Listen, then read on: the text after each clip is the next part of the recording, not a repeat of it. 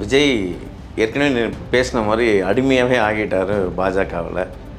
கொள்கை எதிரின்னு பயணித்தவர் இன்றைக்கி கொள்கையோட கை கூக்குறாரு. கொள்கை எதிரியோட கை கூக்குறாருன்ற மாதிரியான விஷயங்கள் வருதே தவிர அவர் டிசைட் பண்ணிட்டாரான்றது தெரியல. ஆக்சுவலாக அவருக்கு ஒரு அழுத்தம் கொடுக்கப்படுகிறது. அவர் இன்னிலேருந்து 234 தொகுதிக்கும் கேண்டிடேட் இன்டர்வியூ பண்ணுறதா இருக்கார். அவருக்கு சிபிஐ சம்மன் கொடுக்குறாங்க. நான் வரமாட்டேன், 15 நாள் கழிச்சு வரேன், மெட்ராஸில் சென்னையில் வச்சுக்கோங்கன்றாரு. அதுக்கும் ஓகே பண்ணுவாங்க போல் இருக்குது. அதுக்கு நடுவில் செந்தில் பாலாஜிக்கு சம்மன் கொடுத்துட்டாங்க. அவரை இவங்கெல்லாம் போனாங்க இல்லையா, தாவேக்கா இதுக்கு முன்னாடி போனாங்க இல்லையா, விஜய் முதற்கொண்டு ஆளவோ எல்லாம் போய் செந்தில் பாலாஜி மேலே எப்படியா குற்றச்சாட்டிட்டு வந்திருக்காங்கன்னு நினைக்கிறேன். அவர் தான் இதுக்கெல்லாம் காரணம், அவர் தான் இருப்பார். அதனால் அவர் செந்தில் பாலாஜியை கூப்பிட்றாங்க. இவன் செந்தில் பாலாஜி போய் அவர் தரப்பில் என்ன சொல்லுவாருன்னு பார்க்கணும். அதாவது கிளியரான ஒரு அழுத்தம் விஜய்க்கு என்னென்னா, ஒன்று நீ அங்கே கூட கூட்டணிக்கு வந்துரு, உனக்கு சார்ஜ் ஷீட்டில் சேர்க்க மாட்டேன். நான் செந்தில் பாலாஜி கூப்பிட்டு அவரை எப்படியா சார்ஜ் ஷீட்டில் சேர்த்து அவர் மேலே ஏதாவது குற்றச்சாட்டை பார்க்குறேன். விஜய் பாஜகவில் இணைக்கும் பட்சத்தில் அதிமுக, பாஜக, விஜய் ஒரு மாபெரும் கல்ட்டு இன்னைக்கு தமிழ்நாட்டில். அந்த மூணு சக்தியும் சேர்ந்தால் திமுக, ஏற்கனவே திமுக மீது பல குற்றச்சாட்டுகள் இவங்க முன்வைக்கிறாங்க. இதெல்லாம் ஒரு மைனஸ் தானே. அது எடுத்த உடனே 14% மைனாரிட்டி ஓட்டு அந்த பாஜக சைட் போகாது. 13-14% எடுத்த உடனே திமுக வரும். எல்லாமே அவன் ஆரம்பிக்கிறதே 14% தான் ஆரம்பிப்பான் திமுக. அதுக்கப்புறம் ஒரு 18% சேர்த்தா போகிறான். 18% சேர்க்க மாட்டான், ஈஸியாக சேர்ப்பான். 35% எடுத்தால் 4 முறை போட்டியில் வின்னு சார். 35% எடுத்தால் 4 முறை போட்டியில் வின்னு. 37% எடுத்திங்கன்னா 140 சீட்டு உறுதி. அதனால் திமுக அதை பற்றி ரொம்ப கவலைப்படல. சேர்ந்தாலும் நல்லது, சேராட்டி தான் உங்களுக்கு யோசிக்கிறாங்க. 11,000 கோடி திறன் மேம்பாடுக்குன்னு செலவிச்சாங்க இளைஞர்களுக்கு. யார் பாஜக 15லேருந்து 22 வரையும் 1 கோடி இளைஞர்களுக்கு பணம் எங்கே போச்சுன்னே தெரியல சார். 11,000 கோடி சார். சிஏஜி இந்த வருஷம் பார்லிமெண்ட்டில் அறிக்கை சப்மிட் பண்ணியிருக்கான். 11,000 கோடி எங்கே போச்சு?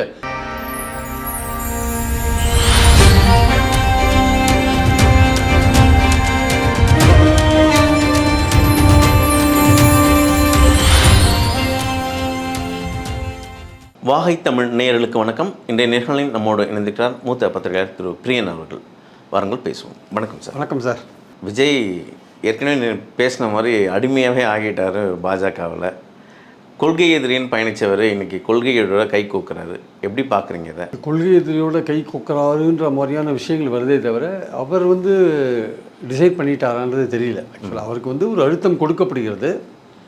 அவர் இன்னிலேருந்து 234 தொகுதிக்கும் கேண்டிடேட் இன்டர்வியூ பண்ணுறதா இருக்கார். அவருக்கு சிபிஐ சம்மன் கொடுக்குறாங்க. நான் வரமாட்டேன், 15 நாள் கழிச்சு வரேன், மெட்ராஸில் சென்னையில் வச்சுக்கோங்கன்றாரு. அதுக்கும் ஓகே பண்ணுவாங்க போல் இருக்குது. அதுக்கு நடுவில் செந்தில் பாலாஜிக்கு சம்மன் கொடுத்துட்டாங்க. அவரை இவங்கெல்லாம் போனாங்க இல்லையா, தாவேக்கா இதுக்கு முன்னாடி போனாங்க இல்லையா, விஜய் முதற்கொண்டு ஆளவோ எல்லாம் போய் செந்தில் பாலாஜி மேலே எப்படியா குற்றச்சாட்டிட்டு வந்திருக்காங்கன்னு நினைக்கிறேன். அவர் தான் இதுக்கெல்லாம் காரணம், அவர் தான் இருப்பார். அதனால் அவர் செந்தில் பாலாஜியை கூப்பிட்றாங்க. இவன் செந்தில் பாலாஜி போய் அவர் தரப்பில் என்ன சொல்லுவாருன்னு பார்க்கணும். அதாவது கிளியரான ஒரு அழுத்தம் விஜய்க்கு என்னென்னா, ஒன்று நீ அங்கே கூட கூட்டணிக்கு வந்துரு, உனக்கு சார்ஜ் ஷீட்டில் சேர்க்க மாட்டேன்.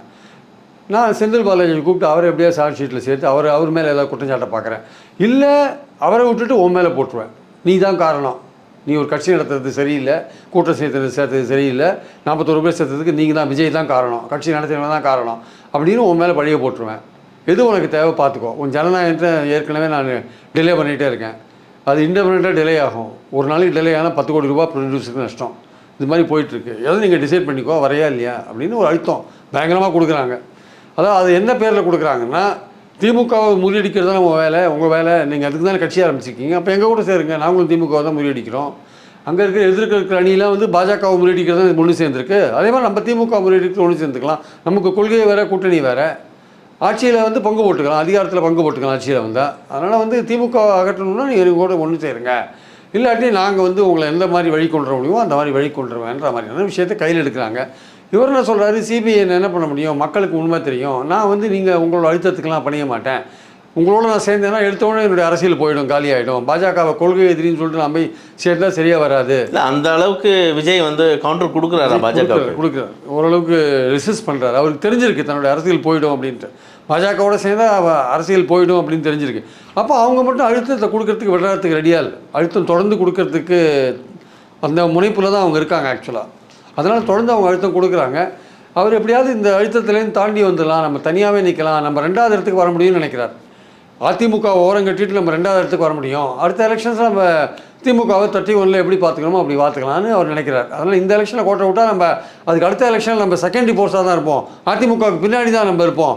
அப்புறம் நம்ம 31லையும் அதிமுக பின்னாடி இருப்போம். ஒன்ஸ் வந்து எடப்பாடி ஆட்சிக்கு வந்துட்டார்னா அவர் தன்னை நிலையை நிறுத்திப்பார், நம்ம பின்னாடி போயிடுவோம், நம்ம கட்சியை கலைக்கிற வேலையெல்லாம் பண்ணுவாங்க, அந்த இடத்துக்கு நம்ம போகக்கூடாதுன்னு நினைக்கிறாரு அவர். ரியலாக இந்த ஸ்ட்ராட்டஜியை விஜய் யோசிச்சா பெரிய விஷயம் தான் சார். ஆனால் நான் இப்போ நேற்று தினத்தந்தி ஆர்டிக்கல் ஒன்று போட்டிருந்தாங்க, கிட்டத்தட்ட ஒரு 70% பேச்சுவார்த்தை தவக்கோட முடிந்தது, அதுவும் சீட் ஷேரிங் பற்றி தான் பேசிட்டு இருக்காங்க அப்படின்ற ஒரு ஆர்டிக்கலை பார்த்தேன். அது நம்ம எப்படி எடுத்துக்கிறது? பாஜகவோட இன்ட்ரெஸ்ட் வேறு சார். பாஜகவோட இன்ட்ரெஸ்ட் என்னன்னா, தாவேக்கா வந்து வச்சுக்கோங்களேன், அதுக்கு நீங்கள் 50 சீட்டை 60 சீட்டாக கொடுக்க வேண்டியிருக்கும். இப்போ அதிமுக பாஜக தாவேக்கா கூட்டணியில் அதுக்கு 50 சீட் கொடுத்தீங்கன்னா மீதி 50 சீட்டை பாஜக பாமக எல்லாம் வாங்கி போயிடுவாங்க. இப்போ 234 100 போச்சுன்னா 134, அப்படி இப்படி போனால் ஒரு 130 சீட்டில் தான் அதிமுக நிற்கும். அதிமுக 130 மெஜாரிட்டி வாங்க முடியுமா? முடியாது. அப்போ என்ன நடக்கும்? கூட்டணி அரசு தான் நடக்கும், என்டிஏ கவர்மெண்ட் தான் நடக்கும். அதுதான் பாஜகவுடைய ஐடியா. இந்த இடத்துல அவங்க இருக்கிறாங்க. இந்த அரசியல் வந்து ஒரு மாற்றம் வந்து இந்த குறுகிய நாட்கள் தான் வந்தது. ஆமாம், அதுவும் குறிப்பாக ஆதவர்ஜுனா ஹைதராபாடோட அந்த பயணம், பவன் கல்யாணோட அந்த பேச்சு, இல்லை அது மட்டும் இல்லை, திமுக காங்கிரஸ் கூட்டணி சேராதுன்னு நினச்சாங்க. ஓகே, அது சேர்ந்த உடனே அவங்களுக்கு அதிர்ச்சி ஆயிடுச்சு, அது பலமாயிடுச்சு அந்த கூட்டணி. அதுக்கப்புறம் அந்த பேச்சுக்கள் தமிழ்நாடு முழுக்க அந்த கூட்டணி பலமாயிடுச்சு, விண்மன்னு ஒரு பேச்சு வந்துச்சு. அதுக்கப்புறம் அவங்க யோசிக்கிறாங்க என்ன பண்ணுறதுன்ட்டு. அதுக்கு முன்னாடி ரொம்ப முன்னாடி அதிமுகவோட சேர்ற மாதிரி ஐடியா இருந்தது. அதுக்கப்புறம் பாஜக அதிமுக போயிட்டாங்க, ஒன்றா போயிட்டாங்க. அதுக்கப்புறம் ஒரு சபலம் இருந்தது எடப்பாடிக்கு, கொடியெல்லாம் பார்த்து ஆகா ஓவன்னா மெகா கூட்டணி அமைக்க போகிறோம், கொடி பறக்குது அது இதெல்லாம் சொல்லியிருந்தார். கடைசியில் அவங்க விஜய் கிளியராக இருக்கார் சார், எனக்கு முதலமைச்சர் போஸ்ட்டு அது கொடுக்குறீங்களா, இல்லை 80 இடம் கொடுக்குறீங்களா அப்படின்னு. 80 இடம்லாம் கொடுத்துட்டா அப்புறம் எடுத்த உடனே கூட்டணி ஆட்சின்ற லெவலுக்கு பாஜக அணி போச்சுன்னா அது தமிழ்நாட்டில் வெற்றி பெறத்துக்கான வாய்ப்பு குறைவு. ரெண்டாவது அப்படி ஒரு அணி அமைஞ்சது வச்சுக்கோங்களேன், அது வந்து திமுக அட்வான்டேஜ். எடுத்த உடனே மைனாரிட்டி ஓட்டு 14% நேரடியாக வாங்குவார். இது எப்படி சார் திமுகக்கு அட்வான்டேஜ் இருக்கும்? இப்போ திமுக நீங்கள் சொன்ன மாதிரி ஒரு கூட்டணி வலுவான கூட்டணியாக இருக்குது தமிழ்நாட்டில். இதே பலம் விஜய் வந்து பாஜகவில் இணைக்கும் பட்சத்தில் அதிமுக பாஜக விஜய் ஒரு மாபெரும் கல்ட்டி இன்னைக்கு தமிழ்நாட்டில். அந்த மூணு சக்தியும் சேர்ந்தால் திமுக ஏற்கனவே திமுக மீது பல குற்றச்சாட்டுகள் இவங்க முன்வைக்கிறாங்க. இதெல்லாம் ஒரு மைனஸ் தானே. அது எடுத்த உடனே 14% மைனாரிட்டி ஓட்டு, ஒரு ஓட்டு அந்த பாஜக சைடு போகாது. 13-14% எடுத்த உடனே திமுக வரும். எல்லாமே அவன் ஆரம்பிக்கிறதே 14% தான் ஆரம்பிப்பான் திமுக. அதுக்கப்புறம் ஒரு 18% சேர்த்தா போகிறான். 18% சேர்க்க மாட்டான், ஈஸியாக சேர்ப்பான். 35% எடுத்தால் 4 முறை போட்டியில் வின்னு சார். 35% எடுத்தால் 4 முறை போட்டியில் வின்னு. 35-37% எடுத்திங்கன்னா 140 சீட்டு உறுதி. அதனால் திமுக அதை பற்றி ரொம்ப கவலைப்படல. சேர்ந்தாலும் நல்லது, சேராட்டி தான் அவங்களுக்கு யோசிக்கிறாங்க. சேராட்டி என்ன ஆகுன்னா அவன் யார் ஓட்டை எப்படி பிரிப்பான்னு தெரில. நீங்கள் ஏற்கனவே இந்த விஜயோட இந்த கன்சல்டன்ட் பேங்க் ஓட்ஸ் இதெல்லாம் வந்து விசிகோட கிட்டத்தட்ட 50% வாக்கு வந்து விஜய் பக்கம் தான் போயிருக்குன்னு ஒரு குறிப்பிட்டு பேசுனீங்க. இப்போது விஜயோட பாஜக இணையும் பட்சத்தில் விசிகா ஓட்டு ஏற்கனவே டிரான்ஸ்ஃபர் ஆகியிருக்கு விஜய்க்குன்னு சொல்லியிருக்கீங்க. அப்போது விஜய் திமுகவுக்கு ஒரு பெரிய பலத்தை அடி தானே அது. அதுதான் இந்த இவரை கொண்டு வந்திருக்காங்க, தேமுதிக கொண்டு வந்திருக்காங்க. அதை காம்பன்சேட் பண்ண தான் தேமுதிக கொண்டு வந்திருக்காங்க. தேமுதிக வன்னியர்கள்ட்டையும் செல்வாக்காக இருக்குது, பட்டியலினத்துலேயும் செல்வாக்காக இருக்குது, நான் வன்னியர்கிட்டையும் செல்வாக்காக இருக்குது. தேமுதிக அங்கே வந்திருக்கு, கமல் அங்கே வந்திருக்காரு, தேமுதிக அங்கே வந்திருக்குல்ல. அதனால் விசிகாவோட ஓட்டு கொஞ்சம் போனாலுமே இதை காம்பன்சேட் பண்ணிப்பாங்க, ஒன்றும் பிரச்சனை கிடையாது. வட மத்திய மாவட்டங்களில் அப்புறம் முடிச்சிறுபான்மை இருக்கிற இடத்துலலாம் வந்து உயர் ஜாதி இடைநிலை ஜாதியோட ஓட்டெல்லாம் வாங்கும் தேமுதிக. அதே மாதிரி பட்டியலினத்துலேயும் விஜயகாந்துக்கு ஆதரவு இருக்குது, அதே மாதிரி வன்னியர்கள் மத்தியிலையும் ஆதரவு இருக்குது, வன்னியர் அல்லாதர் மத்தியிலையும் ஆதரவு இருக்குது. அதாவது இந்துத்துவ ஓட்டை கன்சாலிடேட் பண்ணுறதுக்கு பாஜக முயற்சி பண்ணுவாங்க. தேமுதிக திமுக அணியில் இருக்கிறதுனால அந்த ஹிந்து ஓட்டு அங்கே கன்சாலிடேட் ஆகாது, அதை தடுத்துரும். அந்த அவங்க ஃபோர்ஸ் தடுத்துரும். அவங்களுக்கு நெகட்டிவ் ஓட்டே கிடையாது. இடைநிலை ஜாதி பலர் அவங்களுக்கு ஓட்டு போடுறாங்க, மொழி சிறுபான்மையோர் உட்பட. அதனால தான் இன்டெலிஜென்ட்டாக அவர் என்ன பண்ணிட்டார், காங்கிரஸ் போனால் என்ன பண்ணுறதுன்னு நினச்சி தேமுதிகவை சேர்த்தாங்க உள்ள. இப்போ காங்கிரஸ் இருந்து விசிகாவுக்கு கொஞ்சம் பிரச்சனை வந்தால் கூட அதை காம்பன்சேட் பண்ணுற அளவுக்கு தேமுதிகவோட ஓட்டு வந்துருச்சு உள்ள. அதனால் வந்து 1977 4 முறை போட்டியில் எவ்வளோ ஓட்டு வாங்கி வின் பண்ணாங்க. அதே மாதிரி 89 4 முறை போட்டியில் என்னாச்சு, அதே தான் 35-40%, 35-36% தான். அதை வாங்கி திமுக வின் பண்ணிட்டு போயிட்டே இருப்பாங்க. இப்போ நியர்லி என்டிஏவோட அலையன்ஸ் வந்து விஜயோட பூர்வம் ஆயிடுச்சு. விஜயோட பாயிண்ட் என்னவா இருக்குன்னா, எனக்கு வந்து என்னுடைய கட்சி வந்து 31லையாவது வரணும். இப்போ நான் திமுகவுக்கு போட்டியாக இருக்கேன், இப்போ 2வது வந்தேன்னா 31 நான் முதல் வந்துடுவேன் அப்படின்னு நினைக்கிறார். நான் இப்போ அதிமுகவோட போனேன், பாஜகவோட போனேன்னா நான் வந்து 2வது சக்தி 3வது சக்தியாக இருப்பேன், மாற்று சக்தியாக இருக்க மாட்டேன்னு நினைக்கிறார். அந்த பிளேஸ்மெண்ட் அவர் தக்க வச்சுக்கணும்னு நினைக்கிறார் அவர். இப்போ இதே சூழல் நடந்ததுன்னா எடப்பாடியோட நிலைமை எப்படி சார்? ரொம்ப மோசம், பரிதாபம். மூணாவது அவர் 16-15% ஓட்டு வாங்குவார். அவர் ரொம்ப பிரதானமாக போவார். இப்போ விஜயோட அந்த இணைப்புக்கு ஒத்துக்கிறாரா? அவர் ஒத்துக்கிறாருன்னா அந்த அவர் கூட்டணி கவர்மெண்ட்டுக்கு ஒத்துக்கணும். முதல்ல கூட்டணி கவர்மெண்ட்டுக்கு ஒத்துட்டா தான் இது இணைப்பு. கூட்டணி கவர்மெண்ட்டுக்கு ஒத்துக்கிறது மட்டும் இல்லை, இவருக்கு விஜய்க்கு வந்து டெப்டி சீஃப் மினிஸ்டர் போஸ்ட் அவர் ஒத்துக்கிறாரா இல்லைன்னு தெரியல. அவர் கேட்குறது வேறு விதமோட கேட்பார். இப்போ உத்தரப்பிரதேஷ் போன்ற இடங்கள்லாம் முதல் 2 வருஷம் நான் சீஃப் மினிஸ்டர், இந்த 2 வருஷம் நீங்கள் சீஃப் மினிஸ்டர் இருக்காங்கல்ல, அது மாதிரிலாம் பழைய காலத்தில் அங்கே நடந்திருக்கு உத்தரப்பிரதேஷ்லாம். அந்த மாதிரி பகுஜன் சமாஜ், முலாயம் சிங், பகுஜன் சமாஜும் பாஜகவும் அப்படி 2 வருஷம் ஒரு தடவை இவர் என்ன பண்ணிட்டா, மாயாவதி 2 வருஷம் ஆட்சி பண்ணிவிட்டு பாஜக வர சமயத்தில் கவுத்து விட்டாவ. அது மாதிரிலாம் நடந்திருக்கு. அப்போ அதே மாதிரி 2 வருஷம் சிஎம் கொடுத்து இங்கே ஒரு அக்ரிமெண்ட் போடுவாங்க. எனக்கு 2 வருஷம் சிஎம், உனக்கு 2 வருஷம் சிஎம். அப்போ முதல்ல பழனிசாமியை கொடுத்தா அவர் நம்மளை கவுத்துவார் தெரியும். அப்போ முதல்ல எங்களுக்கு கொடுன்னுவார் விஜய். அப்புறம் நீ அடுத்த 2 வருஷம் நீ இருந்துக்கோ, முதல்ல கொடுத்தா நீ எங்களை ஏதாவது பண்ணிட்டு வரி, அதனால் நாங்கள் முதல்ல இருக்கோம்.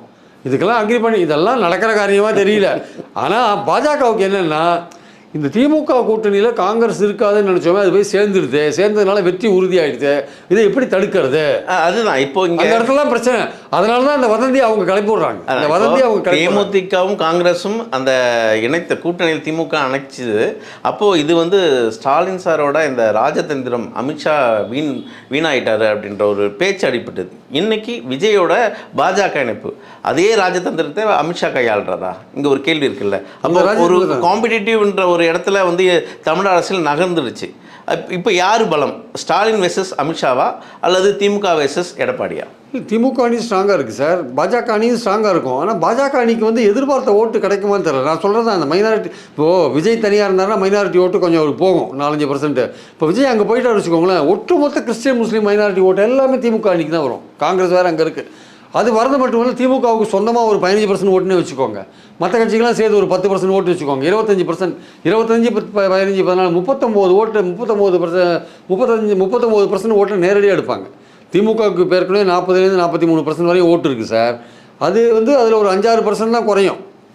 அவங்க இந்துத்துவ ஓட்டையும் கன்சாலிடேட் பண்ண முடியாது. இந்துத்துவ ஓட்டை கன்சாலிடேட் பண்ண திமுக காங்கிரஸ்லாம் இருக்கிறதுனால இந்துத்துவ ஓட்டை கன்சாலிடேட் பண்ண முடியாது. தேமுதிக வந்து ஒரு நெகட்டிவ் ஓட்டு இல்லாத ஒரு கட்சி. அதெல்லாம் வந்து இந்துத்துவ ஓட்டை வந்து பாஜக வந்து இந்துத்துவ ஓட்டை கன்சாலிடேட் பண்ணிக்கலாம். எல்லா இந்துக்களும் தனக்கு ஓட்டு போடுவாங்க. அது வந்து தமிழ்நாட்டில் அந்த பருப்பு வேகாது ஆக்சுவலாக. அதனால் வந்து திமுக பொறுத்த மட்டும் அவங்க கூட்டணி பலமாக இருக்கிறதுனால அவங்க மைனாரிட்டி ஓட்டு உட்பட எல்லாத்தையும் வாங்குவாங்க.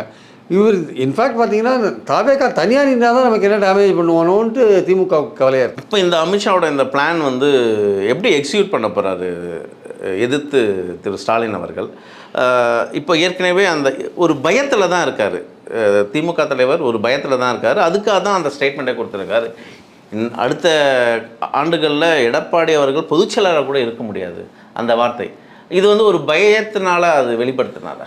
இல்லை, அதாவது இது வந்து பாஜக பல்வேறு மாநிலங்களில் எப்படி மாநில கட்சிகளை பயன்படுத்திட்டு மேலே வளர்ந்த பிறகு எப்படி அந்த வளர்ந்த யார் வளர்த்து விட்டாங்களோ அந்த கட்சியை எப்படி முதுகில் குத்துறாங்கன்றதை பொறுத்து தான் அவர் சொல்கிறார். அது வந்து இம்மிடியேட்டாக தமிழ்நாட்டில் நடக்கிறதுக்கான வாய்ப்பு. அது திராவிட பாசமா அல்லது இல்லை, அது உண்மையான ரீசன். இப்போது குஜராத்தில் வந்து பிஜு ஜனதாதளை பிடிச்சி வளர்ந்தாங்க. இன்றைக்கி அதை முதுகில் குத்தியை உட்கார வச்சுட்டாங்க. எங்கே இருக்குன்னே தெரியல. காஷ்மீரில் மெஹபூபா முஃப்தியை பிடிச்சி ஆட்சிக்கு வந்தாங்க. இப்போ மெஹபூபா முஃப்தி எங்கே இருக்காங்கன்னு தெரியல. மகாராஷ்டிராவில் ஷிண்டே உடச்சி அவனை கொண்டாந்து அவனை சிஎம்மாக வச்சாங்க. இப்போ அவன் சிஎம்மே கிடையாது. இன்னொரு 1 வருஷம் கழிச்சு பாருங்கள், அவன் எங்கே இருக்கானே தெரியாது. அவன் பாஜக ஐக்கியமாயிடுவான், அவ்வளோதான். அவன் கட்சி ஐக்கியமாயிடும். இன்னும் இப்போ ஆந்திராவில் நாயுடுவை பிடிச்சிருக்காங்க. இன்னும் 10 வருஷம் கழிச்சு பாருங்கள் நாயுடு அங்கே இருக்காரா இல்லையான்ட்டு. இருக்க மாட்டார். இதுதான் இதை வச்சு பீகாரில் என்னாச்சு, 25-30 நான் தான் சிஎம்னு சொன்னார் நிதிஷ்குமார். அப்போயே ஆர்ஜேடி என்ன சொன்னாங்க, தேர்தல் வந்து கொஞ்ச நாளில் பாருங்கள் மாற்றிடுவாங்க, பாஜக மாற்றிடுவாங்க. இப்போ வேறு வழியில் ப்ரெஷர் கொடுத்து மாற்றிட்டாங்க. குடும்ப ஆட்சியை எதிர்க்கிற பாஜக இன்றைக்கி நிதிஷ்குமாரோட பையனை ஏற்றுக்க வேண்டிய கட்டாயத்துக்கு போயிருக்கு. என்ன அதெல்லாம் என்ன காமிக்குது? தான் யாரை பிடிச்சி வளர்ந்தாங்களோ அந்த கட்சியை அழிச்சிடுவாருன்னு தான் பாயிண்ட்டு. திமுகவை பிடிச்சி வளரலையானா, திமுக இருந்த காலம் வேறு, இப்போ அமித்ஷா பாஜக மோடி இருக்கிற காலம் வேறு, வாஜ்பாய் இருந்த காலம் வேறு. அந்த காலத்தோடு இதை ஒப்பிட முடியாது. அவங்களுக்கு ஐடியாஸ்லாம் அப்போ இருந்தது, ஐடியாலஜியாக இருந்தது. இவங்க வந்து ஒரு இந்த பாலிட்டிஷியன், அதாவது கரார் பாலிட்டிஷியன்ஸ். இவங்க 2 பேரும், மோடியும் அமித்ஷாவும் கராரான பாலிட்டிஷியன்ஸு. இது எப்படின்னா பதவிக்காக அதிகாரத்துக்காக எந்த லெவலுக்கு வேணால் இறங்குவாங்க. ஒரு மாரல் ஸ்டாண்டர்ட்ஸ் கூட அவங்க இருக்காது. எந்த லெவலுக்கு வேணால் இறங்கி அடிப்பாங்க. 24/7 அதை பற்றியே நினைக்கிறவங்க, அதிகாரத்தை பற்றியே நினைக்கிறவங்க. அவங்ககிட்ட வந்து நீங்கள் மோதுறது வந்து சாதாரண விஷயம். அவங்க எல்லாத்தையுமே அரசியலாக்குவாங்க சார். அதனால் வந்து காங்கிரஸ்லாம் இவங்களை எதிர்க்கிறதுக்கு இன்னும் நிறையா தயார் பண்ணிக்கணும், போகாது. ஸோ அந்த பாயிண்டில் வந்து பார்க்கும்பொழுது திமுக மட்டுமே அவங்களுக்கு எட்டாவது ஒரு இடமா இருக்குது தமிழ்நாடு. அதனால தான் அவங்க திமுக அழிக்கணும்னு ட்ரை பண்ணுறாங்க எல்லா விதத்தையும். அதனால தான் கொள்கை எதிரின்னு சொன்ன விஜயை கூப்பிடுறாங்க. நீ எனக்கு கொள்கை எதிரின்னு சொன்னவரை கூப்பிடுறாங்கன்னா என்ன அர்த்தம்? இவர் கொள்கை எதிரின்னு சொன்ன ஒருத்தரோட போய் முதல்ல சேர்ந்தாரு, அவர் நிலைமை என்ன ஆகுது? எல்லாத்தையுமே தமிழ்நாட்டு மக்கள் ஏற்றுன்னு போவாங்களா? எது நடந்தாலும் ஏற்றுன்னு போவாங்களா? நான் பொண்டாட்டியை டைவர்ஸ் பண்ணுவேன், திருச்சாவோட சுற்றின்னு இருப்பேன்னா அதையும் ஏற்றுப்பாங்களா தமிழ்நாட்டு மக்கள்? சொல்லுங்கள். நான் வந்து 1.5 கோடி ரூபா வருமான வரி ஏய்ப்பு பண்ணுவேன், அதையும் தமிழ்நாட்டு மக்கள் ஏற்றுப்பாங்களா? எதுக்கு ஒரு மினிமம் ஸ்டாண்டர்ட் இருக்கு இல்லையா சார்? எல்லாத்தையும் இந்த மக்கள் எதை பண்ணாலும் ஏற்றுப்பாங்கன்னு நீங்கள் சொன்னீங்கன்னா அவன் மக்கள் என்ன அவ்வளோ முட்டாளா? நடக்கிறத பார்த்து இல்லையா அவங்க ஒரே ஒரு குற்றச்சாட்டு திமுக வைக்கிறது ஊழல்வாதி, தீய சக்தி. இப்போ யாருக்கு ஊழல் இல்லை? 11,000 கோடி திறன் மேம்பாடுக்குன்னு செலவழிச்சாங்க இளைஞர்களுக்கு. யார்? பாஜக. 15லேருந்து 22 வரையும் 1 கோடி இளைஞர்களுக்கு பணம் எங்கே போச்சுன்னே தெரியல சார். 11,000 கோடி சார். சிஏஜி வந்து இந்த வருஷம் பார்லிமெண்ட்டில் அறிக்கை சப்மிட் பண்ணியிருக்கான். 11,000 கோடி எங்கே போச்சு? அக்கௌண்ட் நம்பரே இல்லை. யார் யாரோட அக்கௌண்ட்டில் 94% பணம் எங்கே போச்சுன்னே தெரியல சார். அது நிறுவனங்களில் பல நிறுவனங்களில் திறன் மேம்பாடுக்காக இளைஞர்களை வேலைக்கு அமைச்சிருக்காங்க. அந்த நிறுவனங்கள் பிப்ரவரி மாதம் 28 தேதிக்கு அவங்க பிப்ரவரி மாதம் 31 தேதி வரையும் பணம் கிளைம் பண்ணியிருக்காங்க கவர்மெண்ட்டிட்ட. நாங்கள் இவங்களெல்லாம் எம்ப்ளாய் பண்ணியிருக்கோன்ட்டு. இந்த மாதிரி கணக்கு இருக்குது. அந்த இளைஞர்களுக்கு கொடுக்க வேண்டிய பணம் எங்கே போச்சுன்னே தெரில. 11,000 crores. 1 கோடி பேருக்கு பணம் எப்படி போச்சு, எந்த அக்கௌண்ட்டில் போச்சுன்னு தெரில. அக்கௌண்ட் நம்பரை பார்த்தா 0000ன்னு பல பேருக்கு இருக்குது. 1 2 3 4 5 6ன்னு பல பேருக்கு இருக்குது. இந்த ஊழலை யார் கேட்குறது? இந்த சென்ட்ரல் கவர்மெண்ட்டில் இருக்கிற இந்த ஊழலை யார் கேட்டது? சிஏஜி இந்த வருஷம் பட்ஜெட்டுக்கு முன்னாடி அறிக்கையை தாக்கல் பண்ணியிருக்கான். பட்ஜெட் ஆரம்ப நாளில், கூட்டத்தொடர் ஆரம்ப நாளில். ஏன் யாரும் பேச மாட்டேன்றீங்க? 9 லட்சம் பேருக்கு தமிழ்நாட்டு இளைஞர்கள் மேம்பாடுன்னு சொல்கிறான். எங்கே நடந்தது? அதில் தான் இவ்வளோ பெரிய ஊழல் சார். ஊழல் சும்மா அவங்க ஊழல்னா எல்லார் மேலேயும் தான் சார் ஊழல் குற்றச்சாட்டு இருக்குது. எடப்பாடி மேலே ஊழல் குற்றச்சாட்டே கிடையாதா? 8 எஃப்ஐஆர் இருக்குது அதிமுக முன்னாள் மந்திரிகள் மேலே டிவிஎஸ்சியில். சும்மா ஊழல் இன்னும் இவர் வரல. யார்? விஜய் வரல. தனிப்பட்ட முறையில் நேர்மையாக இருக்காரா? புலி படத்துக்கு 5 கோடி தான் வருமானமா? சொல்லுங்கள். 1.5 கோடி ரூபாயும் கட்டலை. இம்போர்ட்டட் காருக்கு வரி கட்டாதையும் எட்டுன்னு வந்தீங்க. தனிப்பட்ட வாழ்க்கையில் நேர்மையாக இருக்கீங்களா? இப்போ நீங்கள் என்ன ஊரில் இருக்கிற பெண்களெல்லாம் காப்பாற்றுறது? உங்கள் வீட்டில் உங்கள் ஒய்ஃபையே காப்பாற்ற முடியலையே, அவங்களே கைவிட்டீங்களே நீங்கள். இது தனிப்பட்ட விஷயம் பேசக்கூடாதுன்னு நம்ம நினச்சா, ஆனால் நீங்கள் ரொம்ப அதிகமாக பேசுகிறீங்கல்ல. ஒர்த்தே இல்லைன்றீங்களா? ஒரு கல்யாணம் பண்ண ஒய்ஃபை அதை பற்றி பேசாதீங்க, அது ஒர்த்தே இல்லைன்றீங்களா? இதெல்லாம் எவ்வளோ கேவலமான ஒரு விஷயம். அப்போ இளைஞர்களுக்கு என்ன வழி காட்டுறீங்க நீங்கள் சார்? நம்ம ஊரில் ஒரு மினிமம் ஒரு பண்பாடு இருக்குல்ல, ஒரு குறைந்தபட்ச பண்பாடாக அனுசரிக்கணும்ல. இங்கே ஒரு லைஃப் ஸ்டைல் இருக்குது. இது வந்து யூரோப் கிடையாது, இது வந்து அமெரிக்கா கிடையாது. இங்கே வந்து ஒரு இந்தியாவில் வந்து ஒரு குறைந்தபட்ச பண்பாடு, ஒரு நாகரிகம்லாம் மெயின்டைன் பண்ணுறோம். குடும்ப வாழ்க்கையில் ஒரு ஒரு ஒரு லிமிட்டேஷன்ஸ் இருக்குது. அதில் நீங்கள் அதை தாண்டி நீங்கள் இளைஞர்களுக்கு என்ன போதிக்கிறீங்க? அந்த அம்மா என்ன சொல்லிட்டு டைவர்ஸ் கேட்குறாங்க உங்ககிட்ட? நடிகையோடு சுற்றி நிற்கிங்கன்னு தானே கேட்குறாங்க. நீங்கள் அந்த நடிகையோடு வெளில போய் நிற்கிங்களா? அப்போ என்னது நீங்கள் உங்கள் பின்னாடி இருக்கிற இளைஞர்களுக்கு என்ன நீங்கள் கற்பிக்கிறீங்க? ஸோ நீங்கள் உங்களை பற்றி, விஜயை பற்றி இவ்வளோ விஷயங்கள் இருக்குது. அதனால் ஊழலை பற்றி பேசுகிறதுக்கு இவங்க யாருக்குமே தகுதி கிடையாது சார். திமுக ஊழல்ன்றதை நான் ஒத்துக்கிறேன், இல்லைன்னு சொல்ல வரல. பல விஷயங்களில் ஊழல் நடந்திருக்கலாம், நான் மறுக்கவே இல்லை. ஆனால் உங்களுக்கு அந்த தகுதி இருக்கா சொல்கிறதுக்கு? இல்லை, இப்போ இந்த தியை சாயம் திமுக எப்படி பயணிக்குதோ அதே போல் இந்த 11 திட்டங்களை அறிவித்தார் மகளிர் மாநாட்டில்.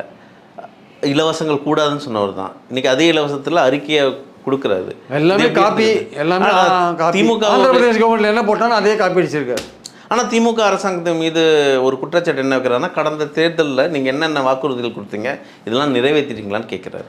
முக்கியமாக முதல் திரு ஸ்டாலினோட அந்த வாக்குறுதி, ஜெயலலிதா மரணம் கண்டிப்பாக அதெல்லாம் பண்ணாத திமுகவோட தப்பு சார். ஜெயலலிதா மரணத்தோட அறிக்கையில், ஆறுமுகசாமி அறிக்கையில் ஃபாலோ அப் ஆக்ஷன் எடுத்துருக்கணும். அதில் இந்த அதிகாரிகள் மேலே ஆக்ஷன் எடுக்கிறதுக்கு கவர்னர் பர்மிஷன் தர மாட்டேன்றாரு. ஐஏஎஸ் அதிகாரிகள்லாம் கூட்டு சேர்ந்து அதை சதி பண்ணி அதை நிறுத்தி வச்சுருக்கானுங்க. அது வந்து இன்னொரு ஜெயலலிதா மரணம் தவிர தூத்துக்குடி ஸ்டெர்லைட் துப்பாக்கி சூடு, அதுலேயும் போலீஸ் அதிகாரிகள் மேலே இருக்குது. அதிகாரிகள்லாம் ஒன்று சேர்ந்து அதை நிறுத்தி வச்சுருக்காங்க. அந்த அதிகாரிகள் ஒன்று நிறுத்தி வச்சுக்கிறது ஸ்டாலினால் ஒன்றும் பண்ண முடியல. அந்த 2 அறிக்கை மேலே மேல் நடவடிக்கை எடுக்காது திமுகவுடைய தப்பு இல்லைன்னு சொல்ல வரல. அதில் வந்து அதில் சொன்ன விஷயங்கள் மேலே நடவடிக்கை எடுத்துருக்கணும். ஸ்டாலின் கவர்மெண்ட் எடுக்கலைன்றது உண்மை, அது தவறு. அது நம்ம யாரும் மக்கள் எப்படி பார்க்குறாங்க? இப்போ ஆளுங்கட்சியை மக்கள் அதெல்லாமே பார்க்குறாங்களா? அதெல்லாமே அதிமுக காலத்தில் நடந்தது தான். இவர் அதிமுகவோட போனார்னா அந்த குற்றம்லாம் அவங்களுக்கு முற்றுக் கொடுக்குற விஷயத்தை அவர் செய்ய வேண்டியிருக்கும் ஆக்சுவலாக. இல்லை, மக்கள் எப்படி பார்க்குறாங்க சார்? இப்போ ஆளுங்கட்சியை ஒரு அதிருப்தியாக பார்க்குறாங்களா, இல்லை அடுத்த முறை இவங்க தான் வரணும்னு? எனக்கு தெரிஞ்சு ஆளுங்கட்சி மேலே இன்னும் பெரிய அளவுக்குலாம் வெறி பிடிச்ச அளவுக்கு திமுக போகணும்னு யாரும் நினைக்கல சார். திமுக மேலே அதிருப்தி இருக்குது. சில வாக்குறுதிகள் நிறைவேற்றலை. கேஸுக்கு 100 ரூபா மானியம் கொடுக்குறேன், நாங்கள் கொடுக்கல. இந்த மாதிரி இருக்குது. பெட்ரோல் விலை குறைக்கிறேன், நாங்கள் குறைக்கல. அரசு ஊழியர்களுக்கு பென்ஷன் கூட ஏதோ ஒரு வகையில் அண்டர்ஸ்டாண்டிங்கில் ரீச் பண்ணிட்டாங்க. நம்ம பாயிண்ட் என்னென்னா வந்து அதிருப்தி இல்லாத இருக்காது. சட்டம் ஒழுங்கு பிரச்சனைகள் அதிருப்தி இருக்கும், காவல் மரணங்களில் அதிருப்தி இருக்கும், போதை மருந்து கஞ்சா அதிருப்தி இருக்கும், பாலியல் வன்கொடுமை நடக்குது அதிருப்தி இருக்கும். ஆனால் பாலியல் வன்கொடுமையிலலாம் உடனே கண்டுபிடிச்சி ஆக்ஷன் எடுக்கிறாங்கல்ல. கோயம்புத்தூர் மாணவ விஷயத்தில் இப்போ தண்டனை வாங்கி கொடுத்துட்டாங்க, அண்ணா பல்கலைக்கழகத்தில் தண்டனை வாங்கி கொடுத்துட்டாங்க. ஒரு கவர்மெண்ட் என்ன சார் பண்ண முடியும்? எல்லார் வீட்டுக்கும் போலீஸ் பாதுகாப்பு போட முடியுமா? மக்கள் துன்புற அளவுக்கு ஆட்சி இல்லை, அப்படிதானே? அதாவது ஒரு குற்றம் நடந்தால் அதுக்கு நடவடிக்கை இருக்கான்னு தான் பார்க்கணும் முதல்ல. அந்த நடவடிக்கை எடுக்கிறாங்க. இப்போ நேற்று கூட ஒரு காவல் மரணம் சிவகங்கையில் நடந்திருக்கு. சிபிசிஐடிக்கு ஹேண்ட் ஓவர் பண்ணியிருக்காங்க. என்ன பண்ண முடியும் சொல்லுங்கள்? எல்லாத்தையும் நீங்கள் ஒரு க்ரோயிங் சொசைட்டியில் வளர சமூகத்தில் குற்றங்கள் நடக்கிறது இயல்பு சார். ஆனால் போலீஸு அல்லது அரசாங்கம் என்ன நடவடிக்கை எடுக்குதுன்னு தான் முக்கியங்க. ஆக்சுவலாக நடவடிக்கை எடுக்காத இருக்கிற அரசாங்கம் தான். பொள்ளாச்சியில் பாலியல் வன்கொடுமைகள் நடந்தது, ஐயோ அண்ணான்னு கத்தினாங்க. நீங்கள் எத்தனை மாதம் சும்மா இருந்தீங்க? எடப்பாடி கவர்மெண்ட்டு பாதுகாத்தீங்களா குற்றவாளிகளை? அப்புறம் சிபிஐ என்கொயரி கோர்ட்லாம் போய் வந்த பிறகு தானே வேலை இருந்தது. நீங்கள் பாதுகாத்தீங்களா எல்லாரையும்? அது மாதிரி இருக்க வேண்டாம். 13 பேர் சுட்டுக் கொண்டதில் எந்த ஆட்சியில் கொண்டாங்க? எடப்பாடி ஆட்சி தானே கொண்டாங்க. இந்திய எதிர்ப்பு போராட்டத்தில் கூட 13 பேர் செத்தா இருக்கு, தெரியல எனக்கு ஆக்சுவலாக. இப்போது இந்த கூட்டணி பாஜக இது மாதிரிலாம் விஜயை அனைத்து பலமாக்கிச்சுன்னா திமுக அதை எப்படி எதிர்த்து போராடும்? அல்லது என்டிஏ அலைன்ஸ் இப்போது வலுவான கூட்டணி அமைத்து திமுக எதிர்த்து எப்படி போராடும்? கலா யதார்த்தம் எப்படி, யாரை எப்படி குறை சொல்லி வாக்கு சேகரிப்பாங்க? ஸ்டாலின் அதான் சொல்கிறாரு சார். நீங்கள் என்ன முகமூடி போட்டு வந்தாலும் பாஜகவுக்கு தமிழ்நாட்டில் இடம் கிடையாது. நேற்று கூட பேசியிருக்காரு. அது வந்து தாவேக்காவும் சேர்த்து தான் பேசுகிறார். அந்த முகமூடி போட்டு வந்தாலும் இங்கே ஜெயிக்க முடியாதுன்றார்.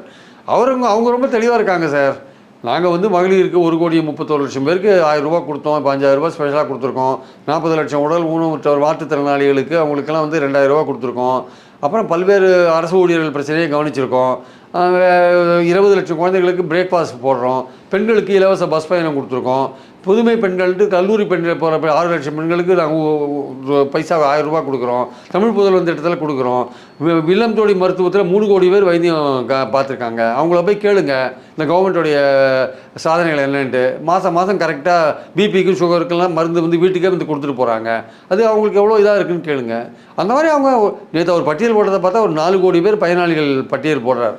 அந்த 4 கோடி பேர் 2 கோடி பேர் ஓட்டு போட்டால் போகிறோம்னு நினைக்கிறாரு. போட்டாலே ஜெயிச்சிக்கலாம் நினைக்கிறாரு. அதுதான் அவங்களுடைய பாயிண்ட்டு. இவங்களுடைய பாயிண்ட் என்னென்னா வந்து ஏடிஎம்கே பாயிண்ட் என்னென்னா வந்து நீ வந்து இங்கே வந்து சட்டம் ஒழுங்கு மோசமாக இருக்குது, கொள்ளை டெய்லி நடக்குது, போதை மருந்து பிரச்சனை இருக்குது, காவல் மரணங்கள் இருக்குது, அப்புறம் வந்து பாலியல் வன்கொடுமைகள்லாம் நிறையா நடக்குது அப்படின்னு அவங்க ஒரு விஷயத்தை எடுத்து வைக்கிறாங்க.